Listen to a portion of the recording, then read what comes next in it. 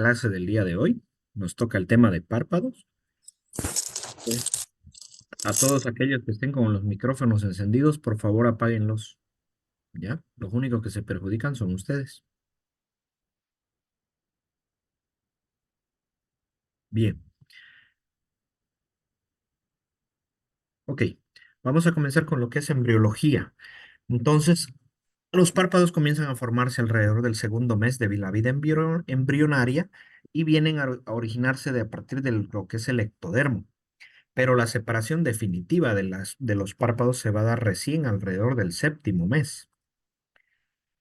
Anatómicamente hablando, va a presentar cinco capas. Desde la parte más externa hasta la más interna vamos a encontrar la piel, el tejido celular subcutáneo, el músculo orbicular, el tarso y más posterior vamos a encontrar la conjuntiva. La conjuntiva va a estar en relación directa con lo que es el globo ocular.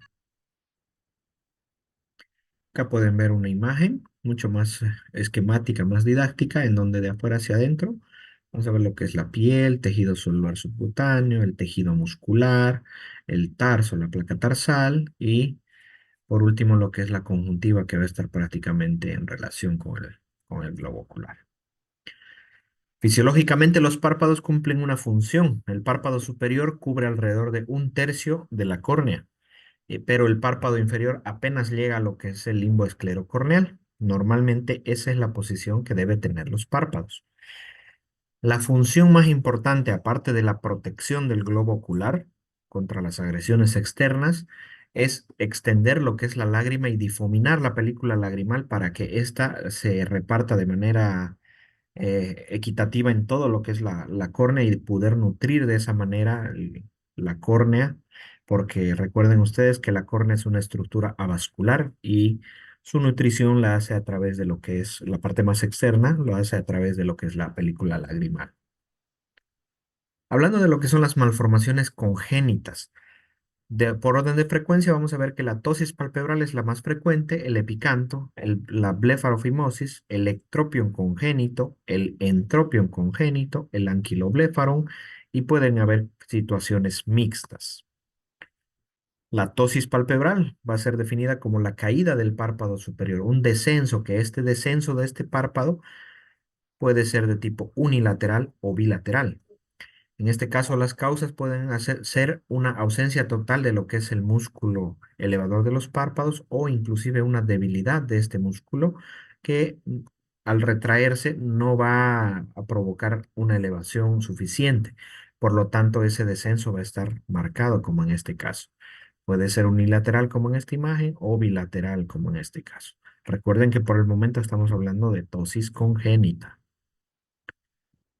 El epicanto, en este caso, es un repliegue cutáneo en el canto interno. Es este pliegue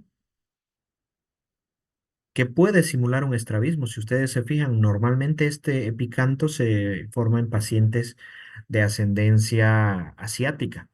Entonces, este repliegue da la sensación de que los ojos están desviados hacia adentro. Sin embargo, esto no es real, porque si ustedes hacen una transiluminación de lo que es con una linterna, ven que la luz se está proyectando al centro de las pupilas.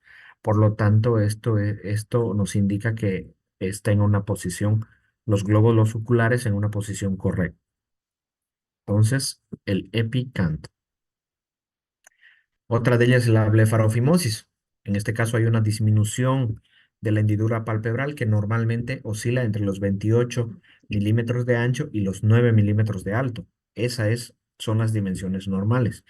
Cuando son menores de ese tamaño, entonces ya hablamos de una blefarofimosis. Generalmente es bilateral porque esta patología es de nacimiento. Y en este caso no queda más opción como tratamiento que la corrección quirúrgica.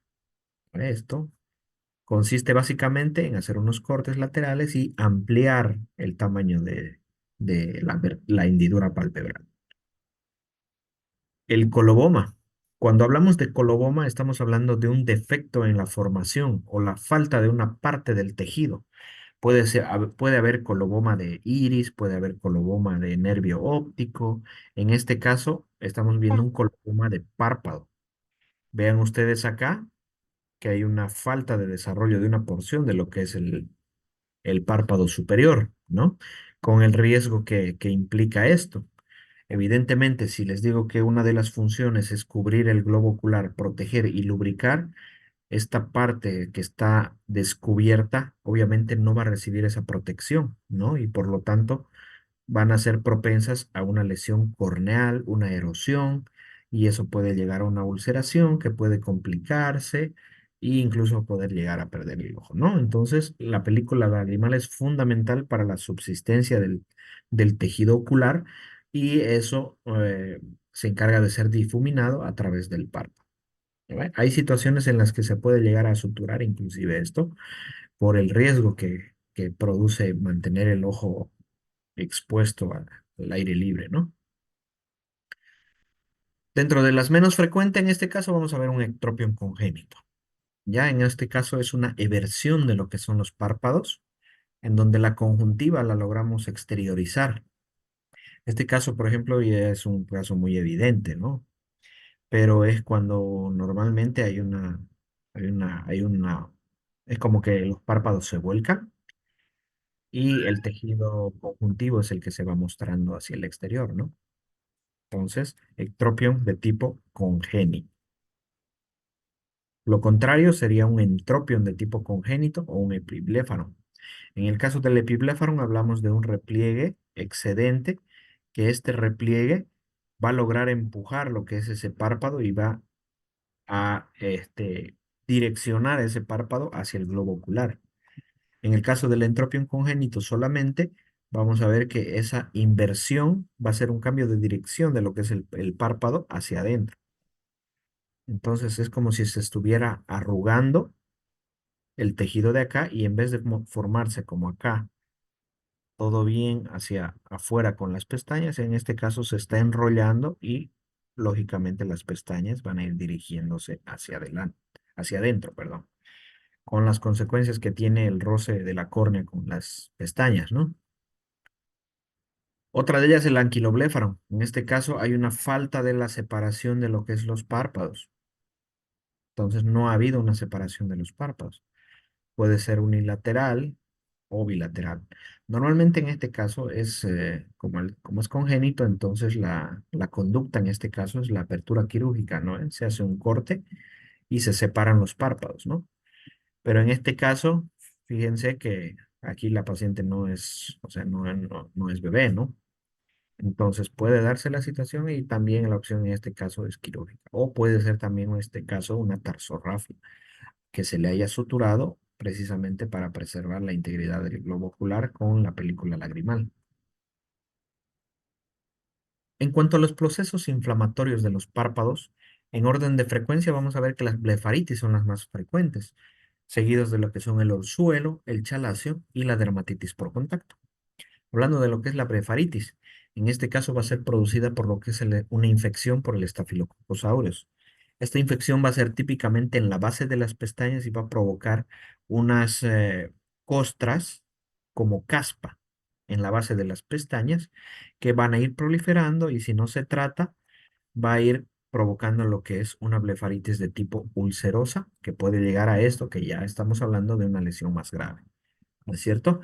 Entonces, esta infección puede evolucionar a esto, puede causar la caída de las pestañas, que se le denomina madarosis, y al caerse las pestañas hay una destrucción de lo que es el complejo del folículo piloso, y ustedes saben que cualquier mecanismo de reparación, entonces va a haber un daño del folículo piloso y el mecanismo de reparación va a ser como una fibrosis o una cicatrización.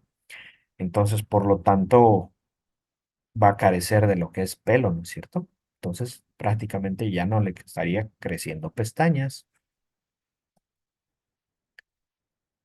¿Cómo se va a presentar este tipo de blefaritis? Con enrojecimiento y engrosamiento de lo que es el borde palpebral. Va a haber escamas, costras, de acuerdo al tiempo de evolución, y puede haber lo que es la caída de pestañas que le dice. El tratamiento en este caso es higiene de los bordes palpebrales. Se hace una limpieza acá con un producto que es Lip Clean, usamos actualmente, pero también con aceite Johnson, también eso se hace una limpieza acá con un cotonete, pero siempre Eh, tener el cuidado de limpiar la base. No se olviden que la lesión no está acá, la lesión está en la base de las pestañas, ¿cierto? También se puede utilizar ungüentos oftálmicos con antibióticos para tratar de evitar la sobreinfección y además evitar que hubiera algún contacto con el globo ocular, ¿no es cierto? Alguna infección. Entonces, la higiene palpebral es fundamental. ¿Sí? ¿Alguna pregunta? Bien. Entonces, vamos a continuar. El cuadro clínico en este caso, en la blefaritis de tipo ulcerosa, va a ser similar a la de tipo escamosa, pero en este caso ya las úlceras van a ser de tipo sangrantes. En este caso, al ser una úlcera, también va a haber un proceso de cicatrización y la madarosis también va a estar presente, entonces la caída de las pestañas va a ser inminente y la pérdida, por si acaso, es definitiva. Hablando de lo que son los orzuelos, vamos a distinguir dos tipos de glándulas implicadas. En el caso del orzuelo interno, va a estar implicado lo que son las glándulas de Meibomian, mientras que las de los orzuelos externos van a estar implicadas las glándulas de Sayce. Además, en el orzuelo externo va a estar implicado lo que es una infección de lo que es el Staphylococcus aureus. Ese es el agente etiológico más importante. Va a haber tumefacción, enrojecimiento en el lugar del borde palpebral. Normalmente esto es doloroso. Más tienen que entender que el orzuelo, a diferencia de lo que es el chalacio, es una patología infecciosa. Y además, donde hay infección, hay inflamación, ¿no es cierto? Y las características de la inflamación son precisamente enrojecimiento, dolor, aumento de volumen, ¿no es cierto? Tumor. Entonces, todos esos signos van a estar presentes porque es una patología de tipo infecciosa y además es aguda, ¿cierto? Entonces, típicamente se va a ver así, en el borde palpebral. Normalmente esto evoluciona y esto se drena espontáneamente después de 2 a 3 días. Se puede utilizar formentos calientes para ayudar a esa inflamación y que drene lo más rápido posible, pero hay un pequeño porcentaje que cuando no drena y todo eso, utilizamos lo que es la decisión quirúrgica, ¿no? El drenaje quirúrgico. Ahora el chalacio. En este caso ya no es una infección aguda. En este caso es de tipo inflamatoria solamente, pero es de tipo crónica. En este caso van a estar implicadas las glándulas de Meibomian. Esto es debido a una obstrucción del conducto de drenaje. No hay una infección. Entonces, la glándula de Meibomian, que normalmente debe drenar su contenido para mantener la secreción sebácea y dar consistencia a lo que es la película lagrimal, se tapan los conductos. Y al haber un taponamiento de ese conducto, pues ese sebo se va acumulando y va provocando esta imagen nodular, una lesión nodular que no es dolorosa. A diferencia de la anterior, no es dolorosa. Sí es incómoda, pero no es dolorosa. Puede haber signos de inflamación, pero son menos evidentes que la anterior. Y fíjense que la lesión no está en el borde palpebral, sino que está en el párpado mismo, ¿no es cierto? Es de crecimiento lento, por lo que es una inflamación crónica. Y en este caso, normal, se puede tratar en sus inicios como con antibióticos, pero un gran porcentaje llega a un tratamiento quirúrgico.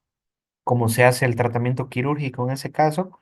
Aquí ustedes pueden ver el chalación acá, en esta zona de acá. Se inyecta anestesia tópica, lidocaína en el párpado y se evierte el párpado. Una vez que se vierte el párpado, entonces con una pinza de chalación logramos pinzar y contener el chalación. Hacemos una incisión con un bisturí y a través de ella procedemos a drenar lo que es el contenido más o menos quístico que hay ahí dentro, ¿no es cierto?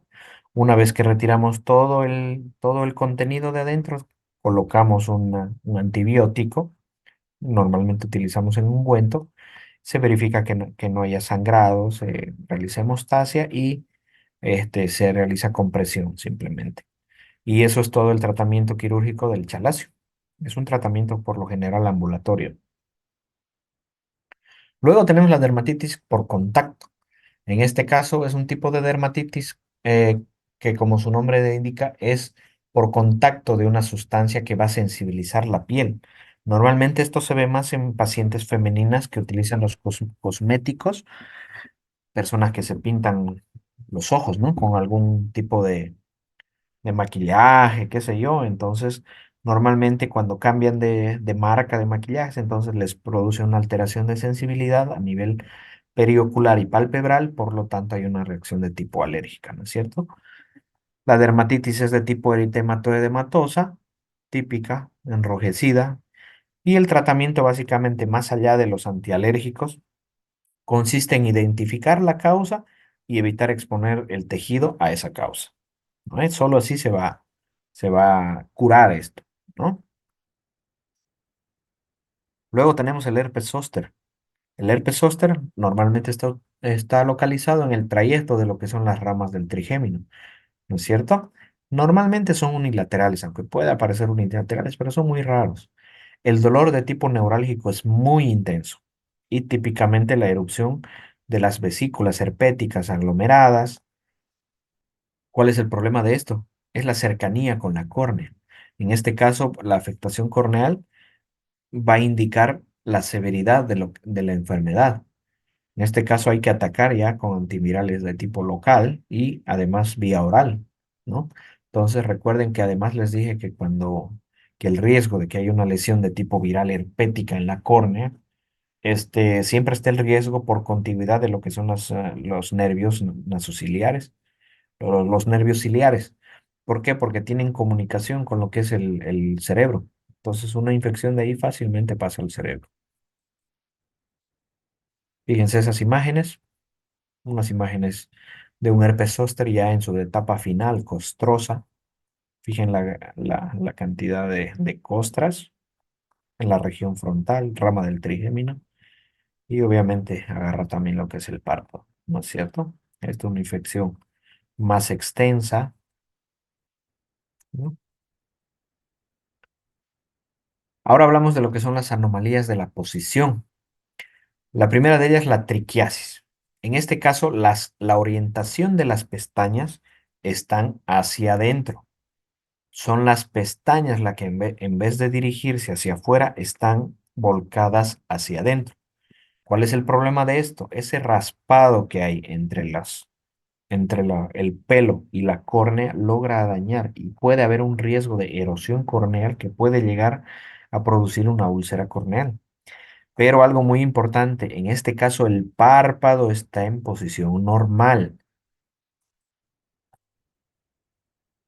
La distiquiasis, en este caso hay más de una hilera de pestañas. Normalmente tenemos una sola hilera, pero en este caso hay múltiples hileras que nacen de los orificios de las glándulas de meibomio. En este caso, normalmente no llegan cuando no rozan el globo ocular y cuando están orientadas de manera que no influyen, entonces solamente hay que ir controlándolas y eventualmente son molestas para el paciente, ¿no?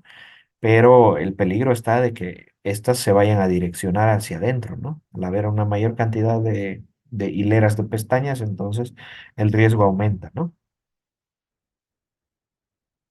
En el caso del entropión, pero este ya no es congénito, hay una inversión de lo que es el borde palpebral.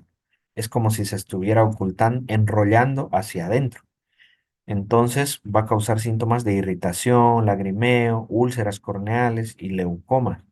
¿Por qué las úlceras corneales? Porque al haber una inversión de lo que es el párpado, la dirección de las pestañas, por más que estén orientadas bien, al volcarse esto, va a haber contacto con la córnea y entonces eso va a provocar una erosión que puede llegar hasta una úlcera corneal. Las causas pueden ser varias, pueden ser desde las tipos cicatrizales hasta las de tipo espasmódico que se ven principalmente en pacientes seniles o mayores, ¿cierto? La de tipo cicatrizal, cualquier corte que hagas o cualquier alteración de la continuidad de este tejido va a provocar que se retraiga y producir fibrosis y esta fibrosis puede llegar a producir lo que es el entropio por traumatismos, por quemaduras o inclusive por infecciones, ¿no es cierto? Y el tratamiento siempre va a ser quirúrgico tratando de reconstruir la posición normal a los párpados. El de tipo espasmódico normalmente ya es de tipo senil. Eso se debe generalmente a una disfunción del músculo orbicular, en donde vamos a ver una porción del párpado que va a estar hipertrofiada y una porción orbitaria que va a estar relajada. Normalmente afecta al párpado inferior y el tratamiento en este caso también siempre es quirúrgico, ¿no es cierto? El tratamiento quirúrgico consiste en reposicionar al párpado a su lugar anatómico normal. Lo contrario a eso, el ectropio. En este caso ya no es una inversión, es una eversión del borde palpebral. Fíjense que hay una separación, es como si se estuviera volcando hacia afuera, ¿no es cierto? Incluso logra formar un espacio entre la conjuntiva y el globo ocular, ¿no? Va a haber una exposición de lo que es la conjuntiva tarsal. La clasificación puede ser de tipo cicatrizal, senil o, más frecuente también, el paralítico. El de tipo cicatrizal, entonces va a haber una cicatriz que va a traccionar esto y va a producir que el párpado se evierta hacia afuera, ¿no? Entonces puede ser que una quemadura haya provocado esto, un traumatismo, una sutura, por ejemplo, que hayan hecho una mala sutura. La conjuntiva va a estar expuesta, evidentemente, irritada, hipertrófica, porque también necesita de que el párpado cubra la conjuntiva, ¿no es cierto? En este caso, el paciente se va a quejar de lagrimeo de tipo activo y pasivo. El tratamiento siempre es quirúrgico.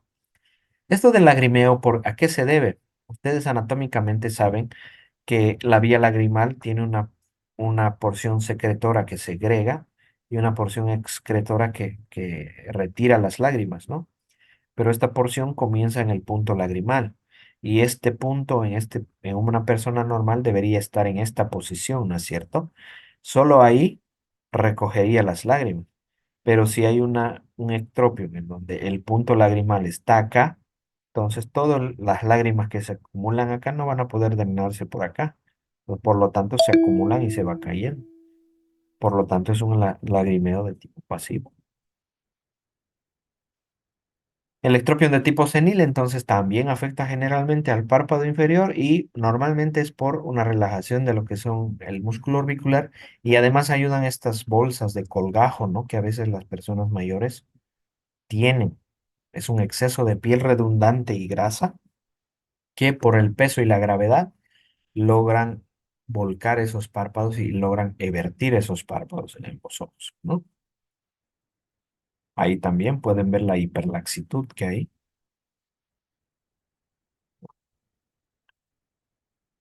Otro de tipo paralítico, en este caso, pues hay una parálisis de lo que son generalmente el nervio facial y esto provoca que haya una relajación de los músculos y por lo tanto, en el caso de los párpados inferiores, al haber una relajación y no haber tono al cerrar los párpados, entonces va a provocar esta hiperflacidez. Normalmente se va a asociar con al lagoftalmos, no va a poder este paciente cerrar completamente los párpados y con la consecuencia de exponer la córnea al exterior sin ninguna protección, ¿no es cierto? Entonces puede complicarse con una úlcera corneal, erosiones corneales y todo eso, ¿cierto? Hablando ya de lo que son las alteraciones de la motilidad, la ptosis adquirida, en este caso, normalmente es por una parálisis del tercer par craneal, el motor ocular externo, va, común. Patologías como la miastenia gravis, una miopatía. Además, parálisis del simpático, el síndrome de Claude-Bernard-Horner también está como una causa de ptosis de tipo adquirida. El tratamiento en este caso siempre es quirúrgico, ¿no? Pero puede haber una tosis mecánica. Ustedes pueden evaluar a este paciente si les llega y ustedes dicen, caramba, mira, aquí hay una tosis de este paciente, como que se está bajando su párpado. Pero la realidad es que en este caso la tosis mecánica se debe a una masa que está acá, ¿no es cierto? Esta masa está provocando un desplazamiento de la piel, incluso del globo ocular, ¿no es cierto? Si ustedes se fijan, la posición del globo ocular incluso está alterada. Entonces, el tratamiento no es que este paciente tenga una tosis y reparar el párpado. Hay que tratar la causa, en este caso, que está provocando el desplazamiento de este tejido, ¿no es cierto? O puede ser de tipo aponeurótica, una flacidez de lo que es el músculo, que ya en personas seniles pues hay una relajación mucho más importante, por lo tanto, esa aponeurosis del músculo elevador del párpado está elevada, entonces va a causar que haya una disminución de lo que es ese tono de lo que es el músculo, ¿no? La blefarocalacia, aquí es una piel redundante, más frecuente en ancianos, entonces va a simular una pseudotosis, pero en realidad no es una tosis, es un tejido que está colgando y que da esa sensación. Puede también haber una parálisis del músculo orbicular, como en la parálisis facial. Va a haber una queratitis por el no va a poder cerrar los ojos, los párpados del paciente, por lo tanto va a haber una exposición de la córnea y el tratamiento es clínico de la parálisis neurológico, ¿no es cierto? Y en el caso de que haya un compromiso importante para evitar una lesión corneal mayor, se puede realizar la tarsografia, se suturan los párpados. Luego tenemos tumores benignos como el santelasma, es la más frecuente, son manchas amarillas, placas a nivel de la piel y en este caso normalmente se localiza en la zona interna de ambos ojos. Puede llegar a tener una forma de ala de mariposas y también en este caso el tratamiento es meramente estético. Estas lesiones no se malignizan. ¿Ya? Entonces se lo extirpa y normalmente vuelven a recidivar, ¿no? Pero es solamente estético el asunto. El quiste dermoide en este caso es un tumor de tipo congénito, normalmente situado en la cola de las cejas. En este caso, este tejido va a ser embrionario, puede tener pelos, puede tener uñas, entonces es un tejido que va a tener cualquier vestigio embrionario. El molusco contagioso es una enfermedad viral, donde vamos a ver uno o varios nódulos perlados de tipo moluscoide, y en este caso puede ser múltiple y es bastante contagioso, es muy contagioso. El tratamiento consiste en la extirpación o con bisturí o la criocauterización. Otro, los quistes de retención, en estos casos son quistes transparentes, implicados las glándulas de Moll, secretoras de lo que es sudor. Es un contenido transparente por el tipo de líquido que segregan estas glándulas y el tratamiento es quirúrgico. Se hace una pinchado y se drena ese. Los nevos, los lunares típicos, hay que tratar de monitorizarlos, ¿no? Porque cualquier tipo de nevo puede llegar a malignizarse dependiendo de las características como cualquier nevo, ¿no? En este caso, un nevo del borde palpebral. Los tumores malignos normalmente se inician en el borde palpebral, generalmente en la zona de transición entre la conjuntiva y la piel. Son de crecimiento lento y tienden a ulcerarse. En este caso, el tratamiento es quirúrgico y radioterapia, siempre aumentando los márgenes de tejido para ver que el tejido sea viable, ¿no? Entonces se hace una biopsia y ahí ya se le pone como carcinoma de células escamosas o dependiendo de qué sea. Vamos a distinguir dos tipos, el vaso celular y espinocelular. El vaso celular es mucho más frecuente, pero el espinocelular es mucho más agresivo y más maligno. Y el signo de Romaña, que en este caso está asociado a la enfermedad de Chagas, que es el conocido como el chagoma. Es frecuentemente por el ingreso en la conjuntiva de la piel palpebral y vamos a ver un edema del párpado y un ganglio preauricular asociado, ¿no? En ese caso, signo de Romaña, enfermedad de Chagas. Y eso es todo, jóvenes. ¿Alguna duda? Los escucho. Todo claro, doctor. No hay ninguna duda, chicos. Ok, entonces la siguiente semana ya imagino que vuelven las clases presenciales. Entonces se les va a informar la fecha y los temas que van a ingresar al examen. Entonces estén atentos en los grupos, chicos. ¿Ya? Los estudiantes que pasen la siguiente semana del día miércoles pueden venir a reemplazar la clase entre semana. ¿Ya? De todas maneras lo voy a publicar también en el grupo. ¿Ya? El miércoles es feriado por si acaso, ¿no? Eso. Listo, chicos, eso es todo por la clase de hoy entonces. Que tengan buenas